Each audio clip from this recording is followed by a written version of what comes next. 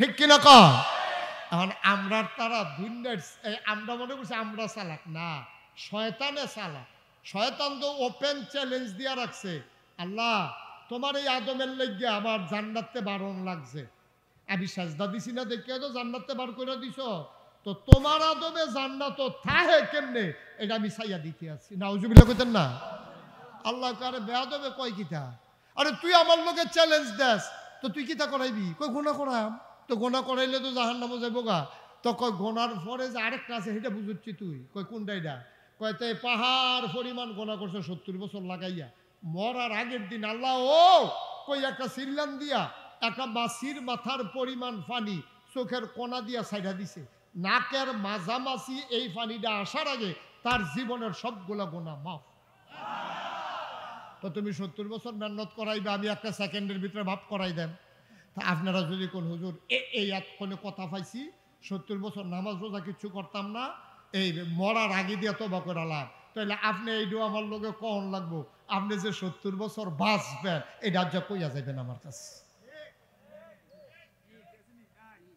আসেনি কোনো গ্যারান্টি? আপনি 70 বছর বাঁচবেন? কোন কাটা কাটা বাঁচবেন 70 বছর? যারা রইছে না তারা কোন যে আমি 70 বছর বাঁচা, হ্যাঁ বেড়া কয় 70 বছর বাঁচাম কি তা 80 পার হয়ে গেছে কেন?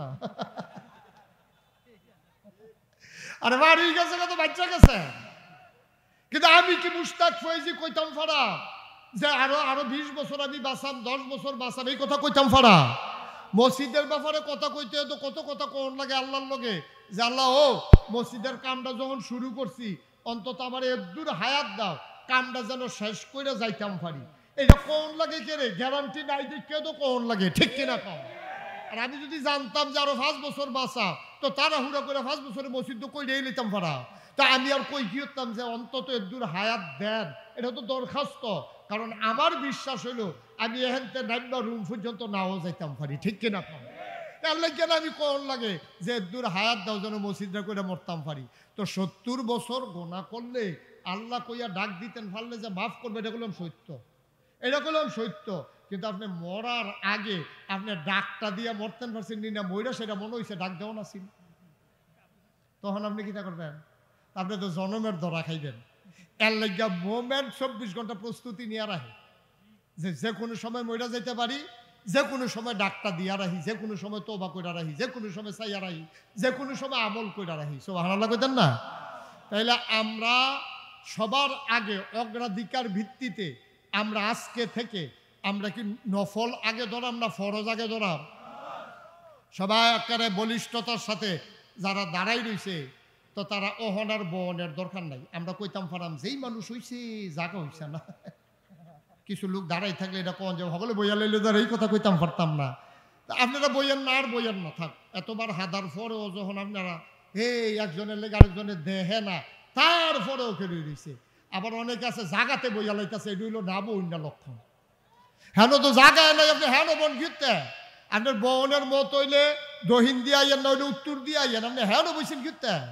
এই সবটি লোক যদি বইতো, মাঠটা যদি কানায় কানায় পূর্ণ হইতো, ওখানে সত্য আমার কাছে এত খুশি লাগতো যে মেহনত করে যে প্যান্ডেলটা করছি কামও লাগছে, লাগলো নিও আপনার কাছে খুশি লাগলো নিও। এই কয়টা লুকের লাগিয়া এই খুশিটা আর আমরা পাইলাম না, আর কি আমরা আর খুশিটা নিতাম পারলাম না। কইলাম যে দহিন দিয়ে উত্তর দিয়ে জায়গা আছে, একটু আইয়া বন না ভাই, একটু বন, কষ্ট করে আইসেনে যখন একটু বন, সবাই কনা আমিন, জুড়ে কনা আমিন। তাহলে 1 নম্বরে কি নফল না ফরজ? বা কথা কেন নফল না ফরজ? আমরা 1 নম্বরে ফরজ করা, এরপরে ওয়াজিব, এরপরে সুন্নত, এরপরে মুস্তাহাব, এরপরে মুস্তাহসান, এমনি একটা আমরা ছাড়তাম না। এর লাগে আল্লাহর ওলি কইছিল গোনা যারে কয় তুমি ছাইরো না, আরে কইরো না, আর সোয়াব যারে কয় তুমি ছাইরো না। সুবহানাল্লাহ কইতেন না? এটারে সোয়াব কয়, শুধু বড় চিন্তা করার সময় আমরা নাই, এটারে কয় সোয়াব। তাহলে এটা আমি করাম, রাস্তাতে আপনি হাঁটতে আসেন, রাস্তা দিয়া একটা কাদা ডাল ফুটা রয়েছে, এটা আপনি এটা দিয়ে হালাইয়া রাস্তা পরিষ্কার করে দিলে গোনা না সোয়াব? আমি এটা কইরা দেন, এটা কি ওয়াজিব না ফরজ না সুন্নত না মুস্তাহাব, আমার বিচারণের দরকার কি? সোয়াব যখন আছে আমি তো সোয়াব বিচারতে আছি। সুবহানাল্লাহ কইতেন না? এটারে কয় গোনা, এটারে কয় গোনা। ওকে যত শুরু গুণও এটা আমি করতাম না, যত শুরু গুণও আমি এটা করতাম না, আর যত শুরু সোয়াবও এটা আমি ছাড়তাম না। এটা আমাদের 1 নম্বর সিদ্ধান্ত ইনশাআল্লাহ। সবাই কনা আমিন। তো আমি এহেন এই কথাটি কইতাম পারছি। আমাদের যারা পরিবার পরিজন আছে, আমাদের যারা সন্তান সন্ততি আছে, তারা তো আমার কথাটি শুনতেছে না। আপনাদের দায়িত্ব হলো এই কথাগুলা বাড়ি থেকে আপনার স্ত্রীকে বলবেন, আপনার মেয়েদের পারিবারিক একটা বৈঠক করবেন। বৈঠক করে কইবেন 5 ওয়াক্ত নামাজ ফরজ, 1 মাস রোজা ফরজ। এই 2টা আমল হইল মৌলিকভাবে ওভারঅল সবার জন্য ফরজ। নামাজ আর রোজা, নামাজ আর রোজা। নামাজ কোনোভাবে ছাড়ার সুযোগ নাই, আর রোজা কোনোভাবেই ভাঙ্গার দরকার নাই। তাহলে 2টা গেল। হজ ফরজ হইলে করবেন, না হইলে নাই। যাকাত ফরজ হইলে দিবেন, না হইলে নাই। আপনি বাচ্চা গেছেন, এটা নিয়ে আপনার টেনশনের দরকার নাই। তাইলে এখন আমরা যে এত নফল আবাদত বন্দিগি করতে আসি, এই যে জিকির আজকার করলাম, তাসবিহ তাহলিল পড়লাম, হুজুর এটি কি ফাও গেল? এটি কি কোনো কামও লাগলো না? তো এইটা এটা কি? এটা তো ফাও যায় নাই, এটাও কামও লাগছে। কিন্তু আমরা ওই যে ফরজের জায়গায় ফরজ, মুস্তাহাবের জায়গায় মুস্তাহাব ওইভাবেই থাকবে। এটার কোনো পার্থক্য করার কোনো সুযোগ নাই। আল্লাহ যেন হেফাজত করে, সবাই কনা আমিন। আমার এক পরিচিত মানুষ ছিল, উনি এখন বিদেশ থাকে। বাংলাদেশে থাকা অবস্থায় আমি উনারে কইতাম, অনেকবার কইছি, আতদৈর সহ কইছি, ভাই নামাজটা সাইডেন না, অন্তত অনেক কিছুই তো করেন, অন্তত নামাজটা ধরেন। কারণ কোরআন শরীফ আল্লাহ বলছে ইন্নাস সালাতা তানহা আনিল ফাহশাই ওয়াল মুনকার, নামাজ মানুষকে মন্দ কাজ খারাপ কাজ থেকে ফিরাই রাখে। এটা কোরআন শরীফের আয়াত। কোরআন শরীফও যেহেতু আল্লাহ কইছে, এই ব্যাপারে আমরা সন্দেহ করে কোনো লাভ নাই। ঠিক কিনা কন? কি আপনার কোনো সন্দেহ আছে নাকি? তো আমি তো মন্দ কাজ থেকে ফিরতাম পারি না। কারণ আমার এই শয়তান এসে কুমন্ত্রণা দেয়, মানুষ শয়তান কুমন্ত্রণা দেয়, আমার বন্ধু বান্ধব এসে শয়তানের রূপ ধরে কুমন্ত্রণা দেয়। আমি তো আর ফিরতে পারি না। কিন্তু ইন্নাস সালাতা তানহা আনিল ফাহশাই ওয়াল মুনকার, যেহেতু নামাজ মন্দ কাজ খারাপ কাজ থেকে বান্দাকে ফিরাই রাখবে, সুতরাং আমরা সবাই মিলে 5 ওয়াক্ত নামাজ জামাতের সাথে আদায় করব। এবং ওই লোকটাকে যখন আমি বারবার বলতেছিলাম, ভাই অন্তত নামাজটা ধরেন, নামাজটা ধরেন, উনি বিদেশ গেছে। গিয়া সেটা হয়তো মনের ভিতরে লাড়া পড়ছে, আরে এর ভিতরে বিদেশ গেছে, ওনার আব্বাও মারা গেছে, ওনার আম্মাও মারা গেছে। উনি আমার একদিন ফোন দিছে, দিয়া কো হুজুর আব্বাও নাই আম্মাও নাই, আপনি শুই না খুশি হবেন? আপনি তো আমার কত কইতেন যে নামাজটা পড়েন, নামাজটা পড়েন। আল্লাহ সাহেতু 5 ওয়াক্ত নামাজ পড়ি, তারপরে তাহাজ্জুদ পড়ি, এশরাক পড়ি, চাশত পড়ি, দোহা পড়ি, তারপরে আপনার আওয়াবিন পড়ি, হুজুর আর নামাজ নাই। সুবহানাল্লাহ কইতেন না? আমারই জিজ্ঞেস করতেছে, আমার চোখে পানি চলে আসছে। আমারই জিজ্ঞাসা, হুজুর আর নামাজ নাই? আমি তো সব পড়ি, এখন আর নামাজ নাই। মানুষটা কান্দে, আমাকে ডাইকা ডাইকা বলে, ফোনের ভিতরে বলে, আব্বাও নামাজের কথা বলতেন, আম্মাও নামাজের কথা বলতেন, আমি তো হুজুর পড়ি নাই, আপনিও আমারে কতবার বলছেন। এখন নামাজ পড়ে তৃপ্তি হয় না, মনে হয় যেন আরো পড়ি আরো পড়ি। হুজুর আমি এই নামাজগুলা পড়ি, আপনি একটু বলে দেন আর নামাজ আছে কিনা।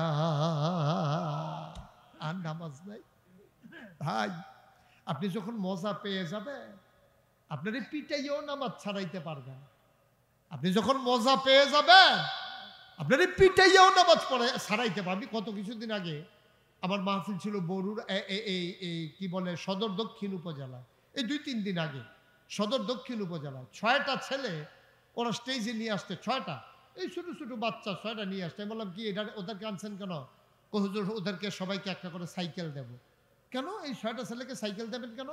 কয় যে এই 6টা ছেলে 40 দিন একাধারে 5 ওয়াক্ত নামাজ জামাতের সাথে আদায় করছে। আমি কারণ ওদের উপর তো নামাজই ফরজ হয় নাই। এমন ছেলে আছে ওদের উপর নামাজই ফরজ হইছে না, হেই ফলায় 40 দিন একাধারে নামাজ পড়ে লাইছে। আর আমরা যারা নামাজ ফরজ হইতে হইতে মরার জায়গাত গেছি গা, এখন আমরা 5 ওয়াক্ত নামাজ ধরতে পারলাম না। আমাদের উপায় কি হবে বলেন? কি হবে উপায় বলেন দেখি? কি উপায় হবে? কেমনে কবরে যাবেন? যাবেন কেমনে কবরে? আপনি একটা সোয়াবের জন্য আপনি পাগলের মতো দৌড়াইবেন কিয়ামতের ময়দানে। মুসলমান মন দিয়ে শুনো, প্রতিদিন নাগাইশ দরবারে মাহফিল হয় না, প্রতিদিন তোমারে কেউ ডাকবে না, হাতে পায়ে ধইরা কেউ এমন করে বুঝাইয়া বলবে না। আজকে অনুরোধ করে বলে যায়, পরিচয় যেহেতু দেন, প্রাউড ফিল করেন আমি নাগাইশের মুরিদ, আমি নাগাইশের ভক্ত, আমি নাগাইশের হুজুরকে মহব্বত করি। সেই মহব্বত সার্থক হবে।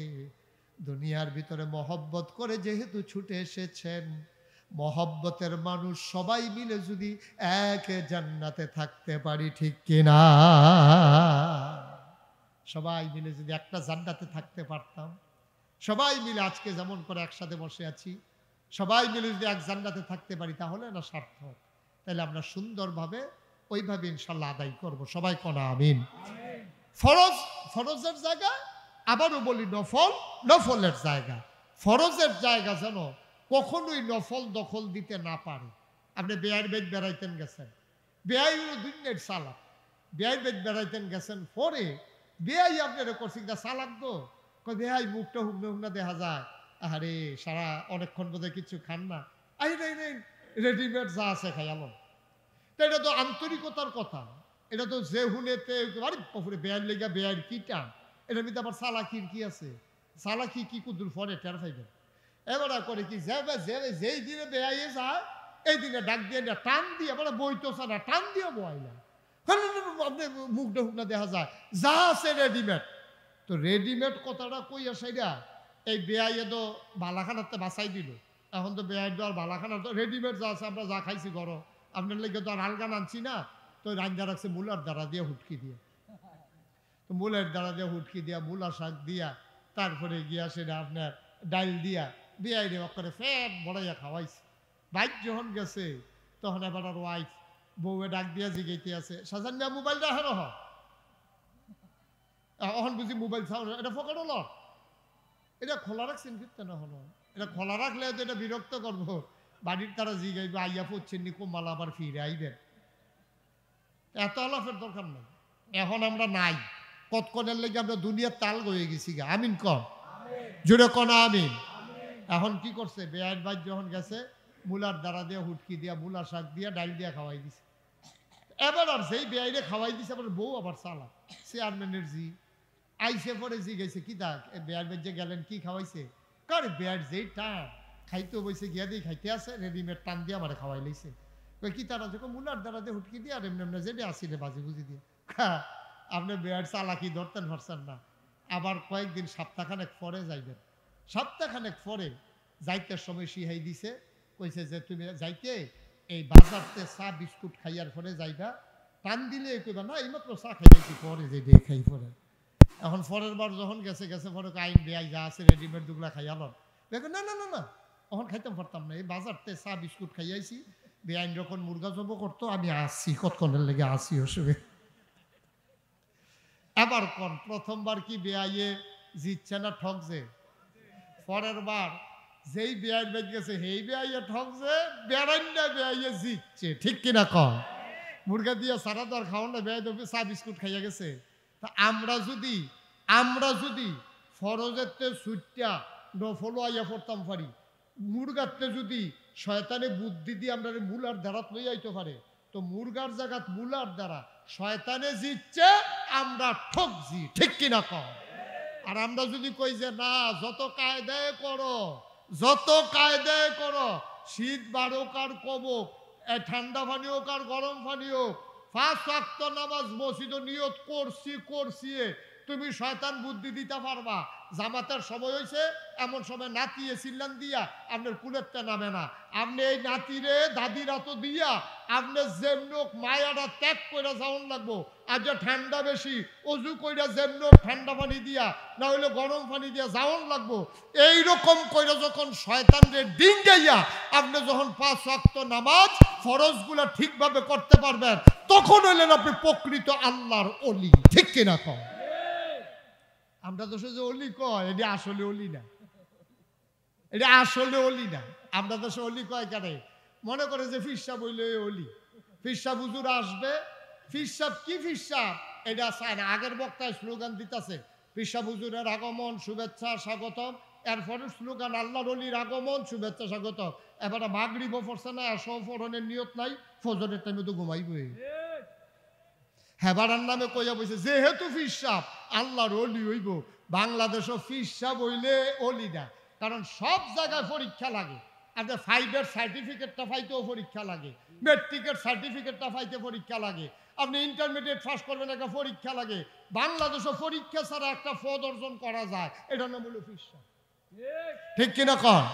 বাপ ফিসাব, বুড়ি ফুতো ফিসাব। এই বাপ ফিসাব, এই ফুতো ফিসাব দেখেন নাগাইশ দরবার আমার দুই পাশে আমার দুই চাচা আছে, আমার বড় ভাই আছে, আমার দাদা আমার আব্বারে আলেম বানাইছে। অন্য চাচারা জেনারেল শিক্ষায় শিক্ষিত, তারা আলেম না। আলেম না হওয়ার কারণে আমার দাদাই কইছে না, নাগাইশ দরবারে আমার ফুট দেখে কি হয়েছে, যেই ফুতের চিন্তা করছিলাম সেই ফুট যখন নাই, আলেম না যেহেতু আমি ফিসাব দেখা আমার ফুতে ফিসাব হবে না। সুবহানাল্লাহ কইতেন না? আলেম দেখা আলেম বিচার তো গিয়া নাতির উপরে আওয়ান লাগছে, নাতির কাছ পর্যন্ত আওয়ান লাগছে ফুতার জীবিত থাকতে। অহরদ আমার 3 চাচা আছে ইনশাআল্লাহ। এটা কোনো অহংকার না, গর্ব না, আমি কিন্তু হেই যোগ্য না। কিন্তু দাদাই চিন্তা করছে অন্তত আলেম। কিন্তু বাংলাদেশে অধিকাংশ দরবারও দেখবেন ফিরানি লইয়া কি ফিটাফিটিটা যায়। অনেক দরবারও এইরকম আছে 6 ভাই, বাপ মরছে পরে 6 জনে এই বিশ্বাস। কেটে কি বানান না কথা? কথা কথা বানান না কথা। 6 ভাইয়ের উঠানো 6 মাহফিল হইতে আছে। হেবারার মুড়িদ ওই ভাই আমার মুড়িদ করলাম হেই ফাড়া দিয়া, আচ্ছা তো তুই তো আমি মাইক ফাড়া দিয়া, তুই উত্তরা যার যার মুড়িদ বাঘ আছে। নাউজুবিল্লাহ বলবেন না? আজকে মুসলমানদের যেমন এক দরবারের ফিসাব আরেক দরবারও কম যায়। কারণ কি কন? কারণ কি কন? এটা কারণ হলো তারা ফিরালিডারে মূল পুঁজি বানাই নিয়েছে, ইসলামডারে মূল পুঁজি বানায় নাই। আল্লাহর হস্তে মাফ করবেন, আল্লাহর হস্তে মাফ করবেন। এই যে আপনারা আসেন, দেখেন আপনারা শুরু থেকে সেই 98 সালে 18 এপ্রিল আমার দাদা নাগেশের মরহুম পীর সাহেব কেবলা ইন্তেকাল করেছেন। সেই সময় থেকে 98 না, আমি 96 থেকে আমি টুকটাক কামাই করা শুরু করছি। আমি ছাত্র বয়সে মাহফিল করি। এরপরে 98 2001 থেকে আমার চাকরি বেতন পাওয়া শুরু হয়েছে। 2002 সালে আমি বেতন পাওয়া শুরু করছি।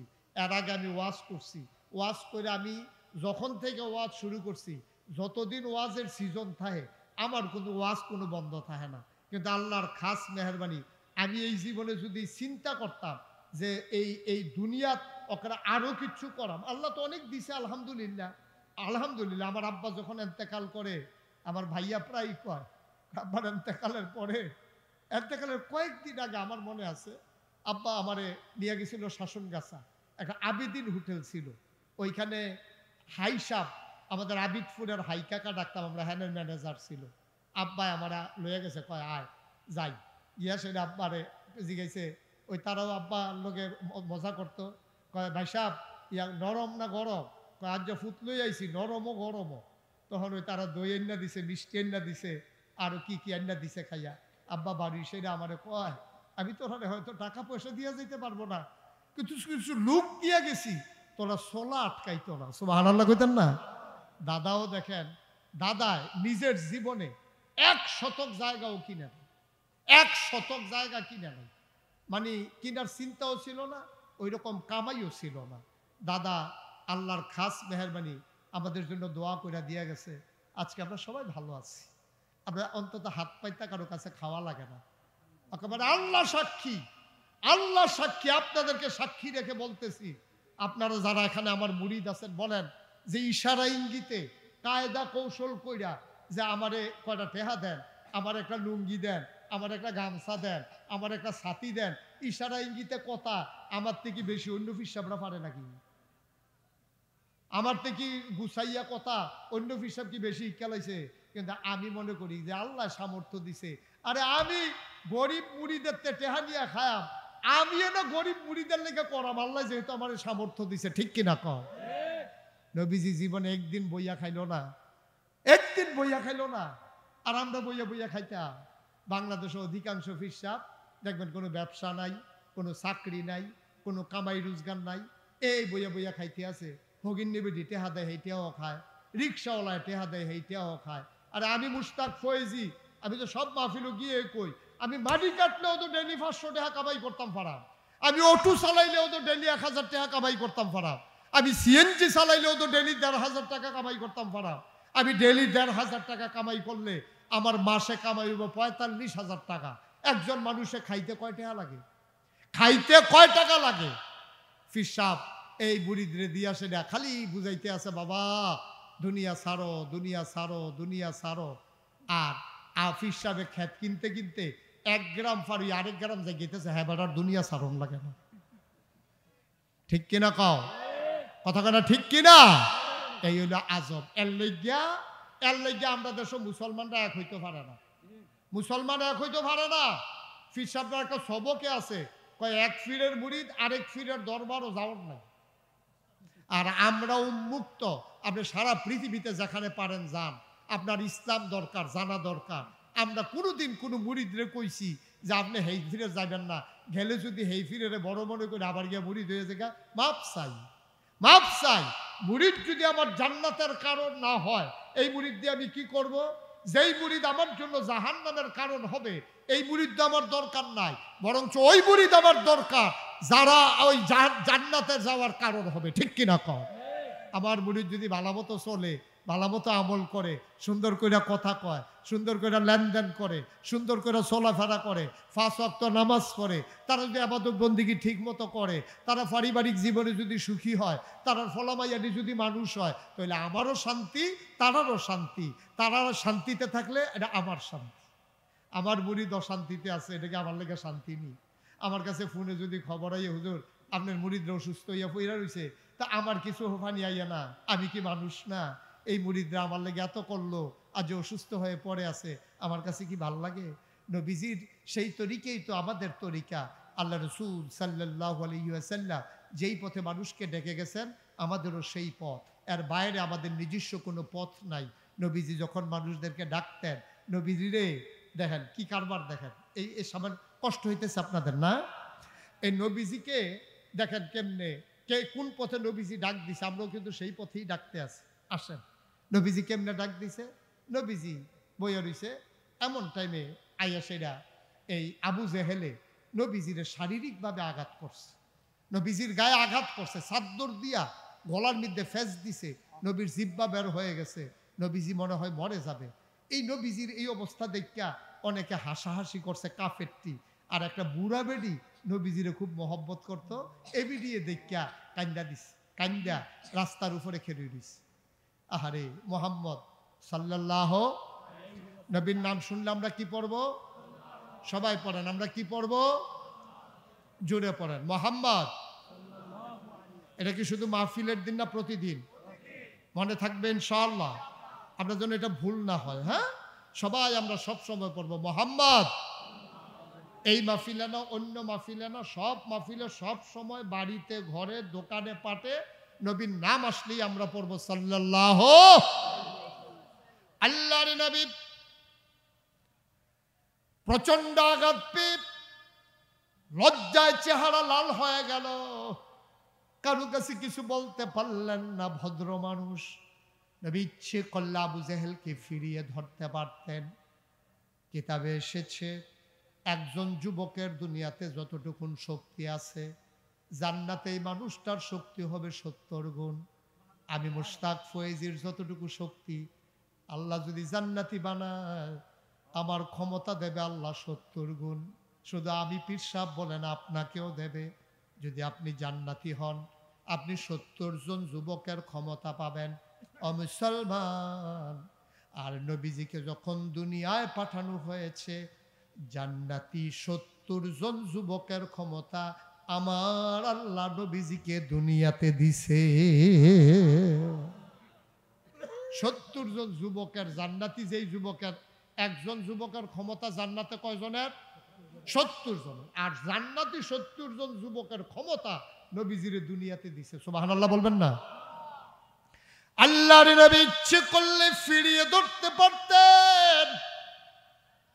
আবু জেহেল নবীর আঙ্গুলের ভর সহ্য করার ক্ষমতা নাই, কিন্তু নবী তা করলেন না। কানতে কানতে মন বাজার করে চলে আসলেন বাড়িতে। বুড়ো মহিলাটা যেটা দেখছে, মহিলা রাস্তার উপরে দাঁড়িয়ে আছে, মোহাম্মদের মতো ভদ্র শান্তশিষ্ট এই ভালো মানুষটার এমন করে লজ্জা দিল, আঘাত করলো। যদি তার একটা বিচার বিহিত করতে পারতাম। মহিলা দাঁড়িয়ে আছেন, এমন সময় আল্লাহ নবী চলে গেছেন ঘরে। রাস্তার উপরে মহিলা খটখট, ওরা ঘোড়ার পায়ের আওয়াজ শুনলেন, খটখট করে যেন ঘোড়া আসতেছে। মহিলা রাস্তার উপরে দাঁড়িয়ে গেলেন। আল্লাহর কুদরত, তাকায়া দেখে যেই মানুষটা ঘোড়ার পিছনে করে আসতেছেন ওই মানুষটার কেউ না, ওই মানুষটা আমির হামজা, নবীর চাচা।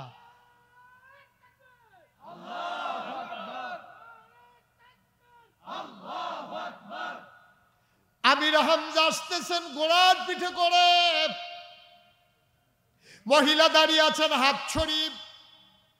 আমির হামজা ঘোড়া থামালেন, তিনি ঘোড়ার পিঠ থেকে নামলেন। তিনি ডাক দিয়া কও, মহিলা কেন তুমি রাস্তায় দাঁড়িয়ে আছো? নিশ্চয়ই তোমার কোনো কথা আছে। মহিলা ডাক দিয়া কয়, মোহাম্মদ তোমার কি হয়? কয় আমার রক্ত, আমার ভাতিজা।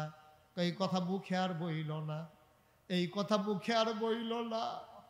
মোহাম্মদ যদি তোমার ভাতিজা হইতো, আজকে এত মানুষের সামনে আবু জেহেল তার বেইজ্জতি করতে পারে না, লজ্জা দিতে পারে না, তার গায়ে আঘাত করতে পারে না। তুমি মক্কার বীর পুরুষ আমির হামজা, তোমার ভাতিজার গায়ে আবু জেহেল আঘাত করে তোমাদের কলিজায় লাগে না? কিসের ভাতিজা তোমার, কিসের রক্তের টান আমি বুঝি না।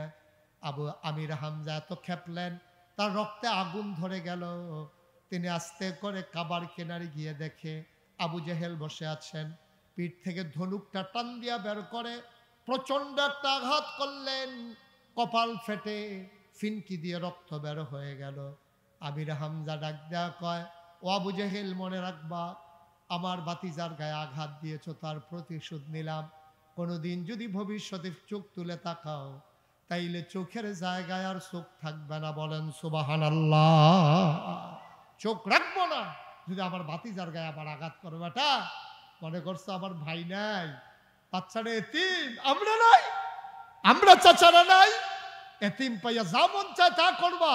মনে যেন থাকে আমি আমির হামজা এখনো আছি, মনে রাখবা এই কথা বলে তিনি খটখট করে বাড়িতে চলে আসলেন।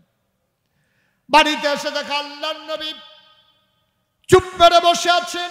কার মাথা রইল কার মাথা গেল এটা আমার দেখার বিবেচনার বিষয় না। চাচা আপনি মনে রাখবেন, আপনি আবু জেহেলের মাথা ফাটাইছেন, এই জন্য আমি খুশি হইতে পারি নাই। চাচা আমি খুশি হইতে পারি নাই, আপনি তার আঘাত দিয়েছেন।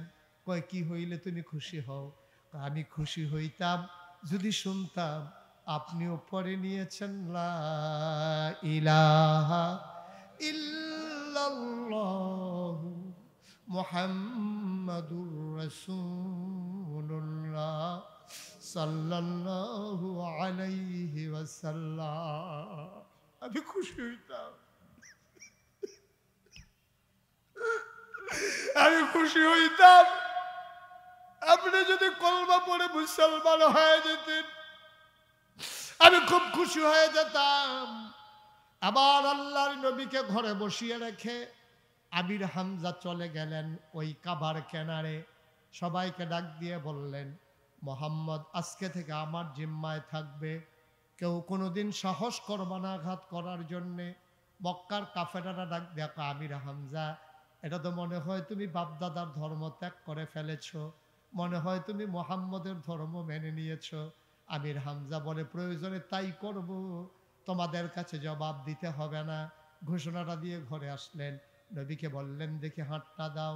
আল্লাহ নবী হাতটা বাড়িয়ে দিলেন। চাচা আমির হামজা চুমু খাইলেন। ডাক দেয়া কয়, মোহাম্মদ রে তুই আসলো নবী, এতে আমার আর সন্দেহ নাই। কলমা পড়িয়ে দেলা ইলাহা ইল্লাল্লাহু মুহাম্মাদুর রাসূলুল্লাহ সাল্লাল্লাহু আলাইহি ওয়াসাল্লাম। আমির হামজা ইসলাম গ্রহণ করে ফেললেন। এটাই হচ্ছে ইসলামের ইতিহাস, এটাই হচ্ছে ইসলামের ইতিহাস। প্রতিশোধ নেওয়া সহজ, প্রতিশোধ নেওয়া, মানুষকে মেরে দেওয়া এটা সহজ, কিন্তু দিনের পথে নিয়ে আসা এটা বড়ই কঠিন। এটা লেগে থাকা লাগে মানুষটার পেছনে। তার সাথে আপনি তাকে আস্তে আস্তে মেন্টালি তার চেঞ্জ করা লাগে, পরিবর্তন করা লাগে। একদিনেই আপনি তাকে নামাজি বানাই ফেলতে পারবেন না, একদিনেই তাকে আপনি জিকিরের মজলিসে বসাই দিতে পারবেন না। আপনি তার পিছনে লেগে থাকা লাগবে।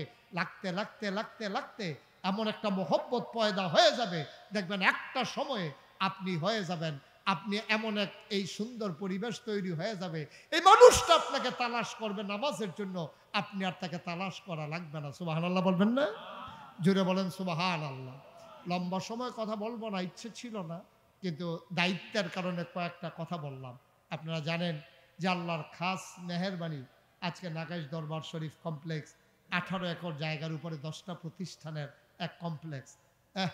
এটা কি করলেন আপনি? এই যে একটু বসেন, পরে যাইয়েন, উঠেন না কেউ। আমরা সবাই আসার নামাজের কিছুক্ষণের ভিতরেই আমরা বিরতি দিয়ে দেবো ইনশাআল্লাহ। আল্লাহ যেন কবুল করে, সবাই কনা আমিন। এখানে ভূমিকার দরকার নেই, কথা বলার কিছু নাই। আপনারা জানেন এখন ওই যে আজকে দুপুরেও বলছিলাম সূর্য উঠছে। আপনি যদি কই দেখি সূর্য কই, দেখাও তো আমারে। তাহলে দেখানোর কি আছে? সূর্য উঠছে তো আপনি নিজেও দেখবেন, আমিও দেখবো। ফুল ফুটছে, এটা তো দেখানোর কিছু নাই। ফুল ফুটবে, সুবাস ছড়াবে, এটা বলার কিছু নাই। আল্লাহর খাস মেহেরবানি, আমরা যে টার্গেট নিয়ে দরবারকে এগিয়ে নিয়ে যেতে চেয়েছিলাম, যে প্রতিটি ঘরে ঘরে মুসলমানরা সুন্দর করে ইসলামকে চর্চা করুক, মানুষের অভাবগুলো দূর হয়ে যাক, মানুষ চিকিৎসা সেবা পাক, মানুষ এতিম অসহায় যারা, তারা যেন শিক্ষা বঞ্চিত না হয়, অনেকগুলো পরিকল্পনা নিয়ে এ দরবারকে সাজানো হয়েছে। প্রথমে আমরা যখন দাখিল মাদ্রাসা করলাম, আমি খুব ফিল করতেছিলাম, অভাব বোধ করতেছিলাম যে নিজেরা ছোট্ট বয়সে বাবা হারিয়েছি, এই ছোট ছোট বাচ্চাগুলো এতিমেরা যেন লেখাপড়া শিখতে পারে, এই টার্গেট নিয়ে এতিমখানা করা হয়েছে। আপনাদের সামনে প্রকাশ, 4 তলা এতিমখানা হয়ে গেছে, 5 তলার ফাউন্ডেশন দেওয়া। ইনশাআল্লাহ অতি দ্রুত আমরা চেষ্টা করতেছি এই এতিমখানার কাজটাকে সমাপ্ত করার জন্য। সবচেয়ে বড় আমাদের যে পরিকল্পনা ছিল মসজিদ, আপনারা জানেন এই মসজিদ করতে গিয়ে যখন প্রথমে প্রাক্কলিত ব্যয় দেওয়া হলো 15 কোটি টাকা, সেদিন আমি নিয়ত করেছিলাম, আমি মুশতাক ফয়েজি, আমি এত ধনী মানুষ না, গরিব মানুষ, তারপর আমি নিয়ত করেছিলাম 1 বছরে মাহফিল করে যত টাকা হাদিয়া পাই, পুরো 1 বছরের হাদিয়া আমার মসজিদ আমি দান করে দেবো ইনশাআল্লাহ। আমি টুকটাক খরচ বাদ দিয়া, ড্রাইভারের বেতন, গাড়ির খরচ, তেলের খরচ, আমার পরিবারের খরচ বাদ দিয়া যেই টাকাটা ছিল, আমি 25 লক্ষ টাকা একসাথে দিয়া আমার মসজিদের কাজ শুরু করে দিয়েছি ইনশাআল্লাহ। আপনারা দেখতেই পাচ্ছেন এখানে গোপনীয়তার কিছু নাই, আল্লাহর খাস মেহেরবানি। এখন আমাদের মসজিদ একতলা হয়ে গেছে, আজকে জমা পড়েছেন অনেকে, আসর মাগরিব পড়েছেন ওখানে, আর দোতলার ছাদের কাজ প্রায় কাছাকাছি। আমরা কিছুদিনের ব্যবধানে দোতলার ছাদ করে দেব ইনশাআল্লাহ। 35 টন রড লাগে শুধু ছাদে, 1500 বস্তা সিমেন্ট লাগে। আমরা ওইভাবে না, আপনারা সবসময় দিয়ে আসতেছেন, আপনারা আমার নিজের মানুষ। কেউ যদি মনে করেন যে হুজুর এই মাহফিলে ইনশাআল্লাহ অনেক, এই মাহফিলটাতেও এবছর আমরা অনেক টাকা খরচ করে ফেলেছি, আপনারা দেখতে পাচ্ছেন, তো সব মিলিয়ে আল্লাহ তাবারক ওয়া তাআলা আপনাদের মনের আশা যেন পূরণ করে দেয়। মসজিদের জন্য দিলে মাহফিলের টাকাগুলো আমরা অন্যভাবে ম্যানেজ করে ফেলতে পারবো ইনশাআল্লাহ। এই মসজিদের জন্য যে হুজুর ইনশাআল্লাহ এই প্যান্ডেলটার ভিতরে কেউ আছেন যে হুজুর ইনশাআল্লাহ আমি তো আসছি, আগেও দিছি, এখনও দিতেছি, আমি ইনশাআল্লাহ আগামী বছরে ইনশাআল্লাহ অথবা সামান্য কিছু দিনের ব্যবধানে ছাদ হবে ইনশাআল্লাহ, আমি হুজুর 1 লক্ষ টাকা দেব, অথবা 100 বস্তা সিমেন্ট দেব, অথবা 200 বস্তা সিমেন্ট দেব। এই লম্বা সময় না, আমরা নিয়মিত এটা চালিয়ে আসতেছি, আপনারা শরীক থাকবেন, দিচ্ছেন, দিতেছেন। আজকেও মসজিদে প্রায় 68,000 টাকা, মসজিদে আপনারা এই যে 10-20 টাকা, 1000 2000 টাকা করে দিয়েছেন, প্রায় 68,000 টাকা আজকেও আমাদের উঠে গেছে। বলেন আলহামদুলিল্লাহ। রেগুলার আসতেছে। আমি ঢাকাতে মাহফিলে গেছি, গুলশান ঝিল পাড়ে, সেখানে ওদের মাইক, ওদের পোস্টার, ওদের ব্যানার, ওদের গেট, ওদের লাইট, হুজুর ওদের হেরার দাওয়াত দিয়ে আমারে নিছে।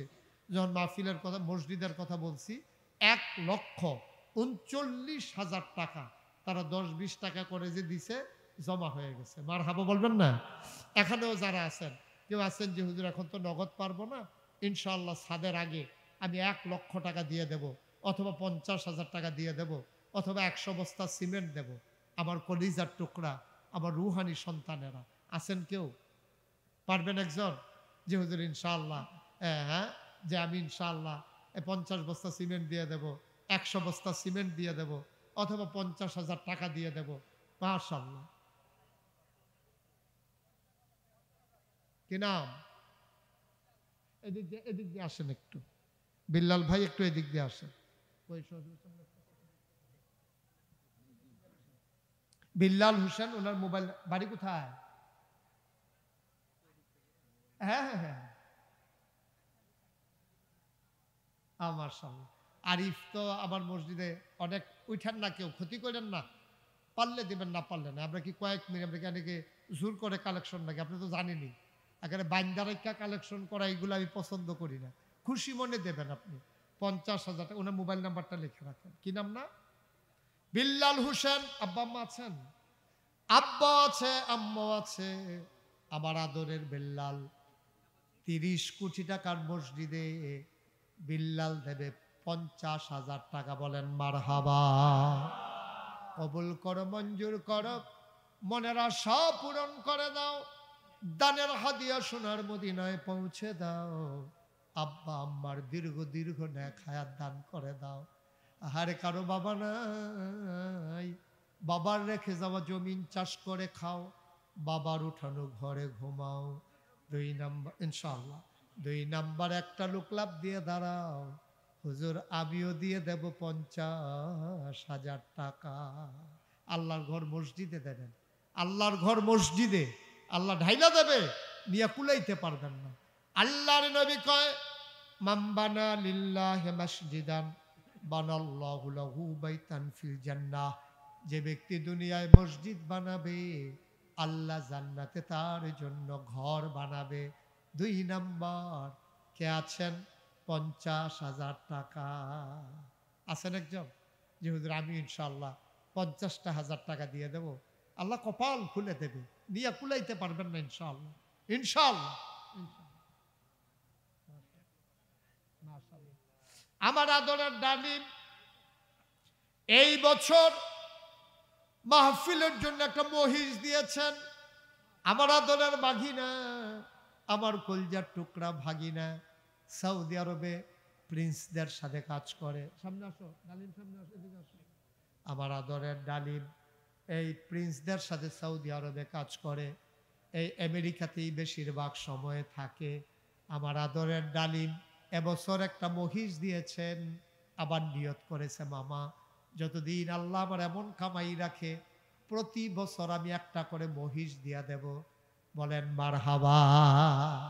আপনাদের তাবারুকের জন্য প্রত্যেক বছর একটা করে মহিষ দেবেন, নিয়ত করেছেন।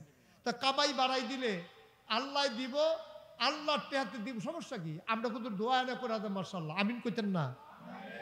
আবার এখন নিয়ত করেছে মসজিদের জন্য 1 লক্ষ টাকা দেবে। বলেন মারহাবা। কবুল করো, মঞ্জুর করো। তার ওয়াইফ অল্প বয়সে দুনিয়া থেকে বিদায় হয়ে গেছে। আবার আজকেও কেঁদে কেঁদে কয়, হুজুর আমার ভালো মানুষটা দুনিয়া থেকে বিদায় হয়ে গেছে। আমরা সবাই মিলে দোয়া করি আল্লাহ যেন তার সাবরে জামিন এখতিয়ার করার তৌফিক দেয়, তার ওয়াইফের কবরটা যেন জান্নাতের টুকরা বানিয়ে দেয়। প্রতি বছর তার ওয়াইফের নামে একটা মহিষ দেওয়ার যে নিয়ত করেছে আল্লাহর ওলিদের জন্য, সেজন্য প্রতি বছর দিয়ে যেতে পারে। সবাই করা আমি মাশাআল্লাহ। বসো, ডালিম লিখে রাখেন, আমি চিনবো, সমস্যা নেই।